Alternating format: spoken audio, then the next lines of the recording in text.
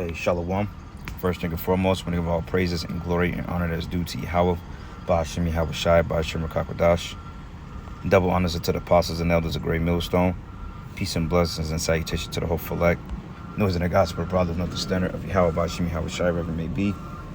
Real quick, just wanted to kind of do a lesson on this video, not per se going into this guy, but this is the example of when you scoff against the men of the Lord. Okay, the end of it is not a good outcome. It's not a good outcome. Okay, because the scriptures tell you, man, judgment will begin in the house of the Lord first. So this guy, let this guy be an example. Allegedly you ran this car and wrapped it around a tree, but allegedly he had bad blood with the camp. He started scoffing brothers, man, threatening brothers, etc. And I don't know the guy, so it's not really about him per se, but this is just an example to all you other scoffers and scorners out there that may be talking, madness about the men of the Lord, whether you agree with them and disagree with them. This is the outcome of it, because scoffing is not going to get you anywhere, man. Okay, you're all going to have your partaking in the lake of fire, which burn up with fire and brimstone, which is when those nuclear missiles destroy Babylon the Great. Okay, that's going to be the result of this thing. Okay, so let this guy be an example, because it said drivers dies after running stop sign, crashing into a tree in Lakeland. Okay, and the thing of it is, the car was pretty totaled, the front end, so obviously it was a head-on collision and he died from it. Okay, and you know what, man, like we didn't say time after time, man, a lot of guys, man, they leave, they leave they get kicked out or whatever, they develop this type of disgruntled behavior. They start coming against ones who is brothers. They start talking shit about brothers and putting information out there and threatening brothers and stuff like that. It's not gonna get you anywhere in this truth, man, because the Lord, he takes very offense to the way you treat his men. Whether if you see a brother that he may be beneath you, you may think he's your equal, or you may think you're his equal, or you may feel that he's not worthy. But regardless, if the Lord chose that man to be of his number, then who are you to take that away? So oftentimes we have to be very careful on what we speak and how we speak to men in this thing, man. Because like I said, right now, you got a mass division going on in Israel, man. Very notable men at a point in time that was part of groups, and all of a sudden now they're coming against the groups. Okay, now it's all respect of persons, it's doctrines of men, commandments of men. It's never that when you're in a group. But when you leave the group, then all of a sudden now it's a problem with the doctrine. Commandments of men, all this other stuff. But wait a minute, what was that energy when you was in the camp? Speak on it. That way you can gain a brother. But all the scoffing and slandering and all that stuff, like people say we like to slander. No, it's not that we're slandering people, man. We just bringing out information and we filter it through the scriptures, and it could be rough. You know what I'm saying? You call somebody a such and such derogatory word. I mean, okay, are they being a demon? So regardless of that, man, scoffers and scorners will be judged. They will have their part in the lake that burn up with fire and brimstone. All right. And it says here, this is 2 Peter 3, and I'm going to start at verses 1. It says, this second epistle, beloved, it says, beloved, now I'm writing to you in hope which I stir up from your pure minds by the way of remembrance.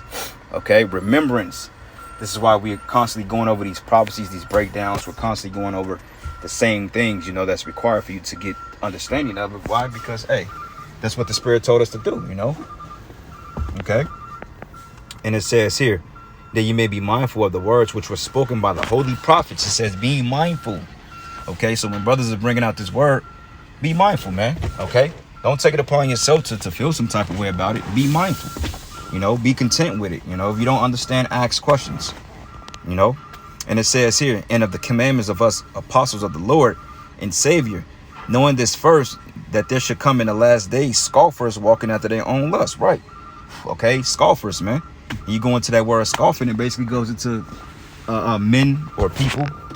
Matter of fact, we just gonna look it up. I'm not even going. We just gonna look it up in the scriptures, man. We gonna look it up, and we gonna let the scriptures speak. Okay, which we went through this word several times before. It's nothing new. We've went through things like this before. So, you brothers out there that may be new to this thing, this is for you. All right, but scoffers, it goes into a mocker, a scoffer. Okay, mocking.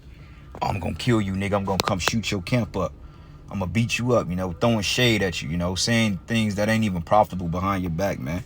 You know, making you an imbecile, making you insignificant, so to speak. Trying to shit on your light or shine on your light, you know, things like that. Okay, a mocker, a scoffer.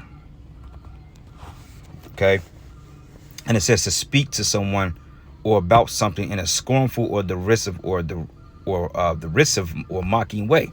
Haha, you niggas think y'all man and Lord. Ha. Most High gonna get you niggas. Oh, you did this, you said that.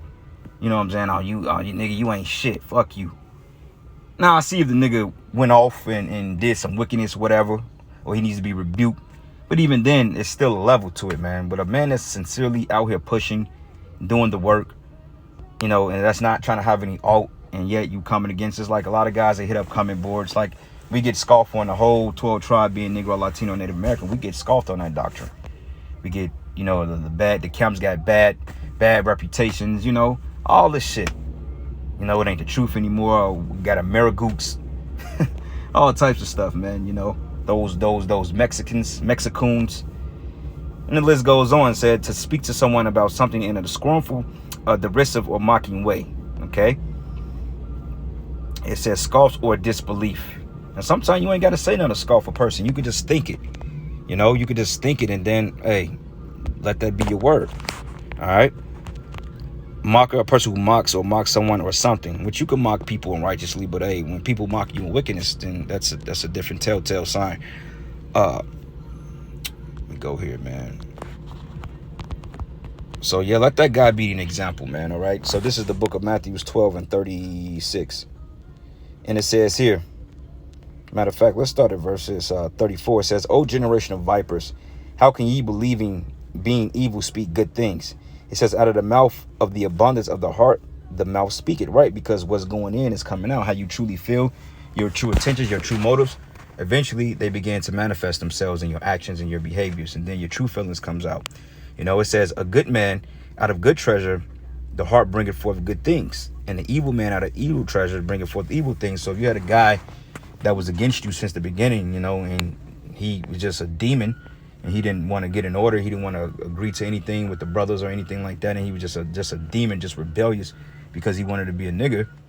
You know, you telling him not to do nigga shit. Don't be out there smoking weed, committing adultery, and he don't want to take heed to that. Then he ain't part of the group, man. He ain't part of the I should say the body, not the group. You know what I'm saying? The body, okay? Because the truth is more than groups. This is a body effort, a collective effort. Okay, with some men being more important parts. Well, the whole body is important, but you got certain men that have more integral parts of the body. And you have men that take lesser roles, but either way it go, we're for that same penny. It says here, bringeth forth good things, and the evil man out of the evil treasure bringeth forth evil things. So if you breed up niggas, that's what you're going to get in the end game. Okay, it says, but I say unto you that every idle word that the men shall speak, they should give an account thereof in the day of judgment. Right? Because if a person think that, oh man, I don't like that Israelite shit they in, that shit is stupid. Oh, them niggas are wicked, them niggas are evil, man. You guys are hypocrites. Fuck that Israelite shit. Hey, Yahweh Shem Shai is gonna judge you, man. Okay, he's gonna judge you because he said every idle word. So let's look up the word idle real quick. Where we at? Here we go. So you can think about it. You ain't even gotta speak it. You could think about it. You could look at a brother with disdain, like, I can't stand that nigga, and he ain't done nothing to you. That's scoffing him, man, and you will pay for that.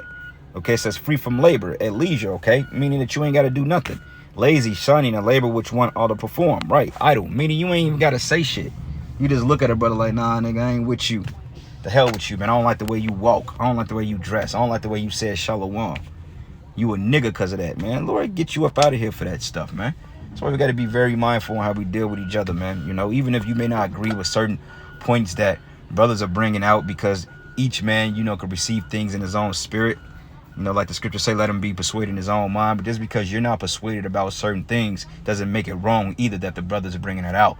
It may be something you haven't seen yet, because a lot of times us as men in this truth, we personalize situations and we incorporate them into the truth, and we shouldn't do that. This truth shouldn't be about any personal endeavor or vendetta or anything like that. Like, I shouldn't take you know, we use examples from our lives, of course, and filter it through the scriptures for edification. But overall, if I have a problem with a certain breakdown because it don't fit my situation or my benefit, I can't scoff or mock that, because that's not being selflessness. That's selfishness, man. You know, you don't want to be in that spirit per se.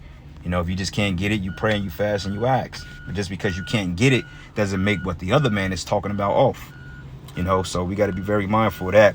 But it says, for by thy words thou should be justified, and by thy words should thou be condemned. Okay, so hey, watch what you say. Watch how you come against men. You know, hey, like I said, the guy that left recently, we all know who he is. He was a very notable man in Israel, was very loved and beloved and liked. Hey man, you just got to really take into account as to what you're doing. You may feel like you were wrong. You may feel like you're justified. You may feel like men don't get your understanding. But hey, it's been men that done the same thing you've done and said the same thing, and they're nowhere to be found. So you have to look at both sides of it, man. Okay, because I don't see the Lord as raising up a group of new men that's gonna over or supersede the current men that's set up, man. Now you're gonna have men that's gonna continue to wake up and follow under the order, but overall, I don't see the Lord really replacing his current men and set up a bunch of new men that don't have that experience, so to speak.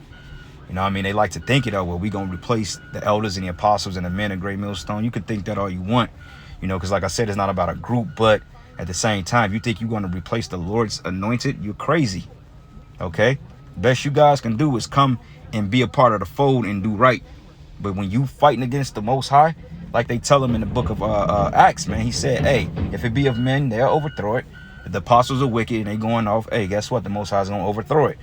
But he said, if not, then you found fighting against the Most High. And a lot of guys don't realize you fighting against Yahweh Shem Yahweh Shai. You may have the true doctrine. You may have the true understanding to some degree. But when you have it in a strife and contentious manner, when it's about strife and contentions, then that's when it becomes perverse, man. That means everything you've worked for is null and void. You know, we got to be careful in that, man. You don't want to get caught up in that web. A lot of men have been caught up in that web, and it didn't end well for him. Prime example, this guy in this video, which I'm not speaking on him per se. He just an example. But when I saw him, he looks like a nigga, man. And they can say, well, how could you say he looks like a nigga? Well, the scriptures say you could judge a man in certain instances on accountants. When you can look at a guy and know he wasn't right. You can see it in his face, and you can see that disgruntledness. You can see that how can I say it? That envy, that hatred. You know, you can see it. That hurtness in him, man. You know, and you can see it in his spirit. Like, yeah, he felt some type of way. That's why he was threatening brothers, shooting up the camps and so forth like that. Well, threatening to shoot up the camp. And you don't want to go that route, man. You know. But anyway, Revelation 22. And I'm going to start at verses, and this is the last precept here.